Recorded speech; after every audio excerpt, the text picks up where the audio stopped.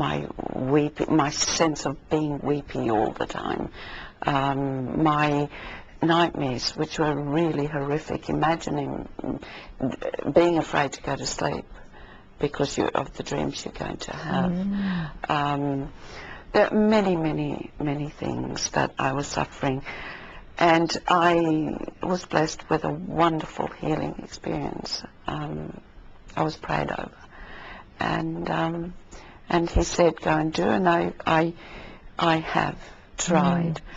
As I said, faultingly, but I studied along and backed myself up with a lot of university studies ever since then. I have set up an office. I have a counselling rooms here in Burke Street in the city. I've seen over 12 years now about roughly 1,400 girls and about 20 males. Males don't come forward as much.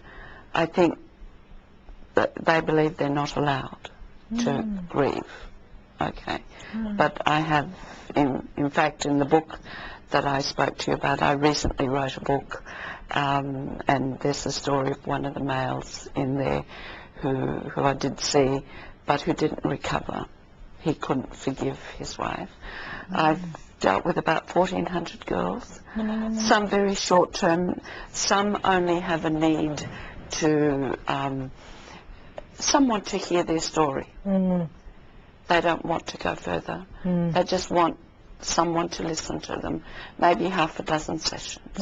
Others with this serious self-injury, as in self-harming, self-destructive behaviours, then it's a lot more weird. Today I am a qualified counsellor, so, but I tend to be known only in the area of post-abortion, abortion grief, mostly. I am a grief counsellor. And tell us a bit about some of your studies. You've done a Masters in Theology and Psychology. Do you want to know them more? Yeah, just quickly, and then we'll talk about how we can stop this legislation. Bachelor of Psychology, a Bachelor of Religious Studies, Diploma of Education, a Masters in Education, a Masters in Theology, and I'm doing one more. It's a Diploma of Trauma, Grief and Loss. I need to complete 1 unit to do that, and then hopefully at some point I'll do more advanced studies. Right. And now, leaving with all our viewers, with what can they do to help stop this legislation being passed through? First and foremost, make yourself aware that abortion means the killing of a baby. Not a fetus, not a bunch of cells. It's your son or your daughter who's being killed. A son or a daughter who would call you mummy or daddy, who laughs, who hugs you, who says in a year or 2 years after its birth, I love you, I love you, mummy. This is who is being taken to die. It's not a bunch of cells, it's your daughter or your son. You need to be able to see.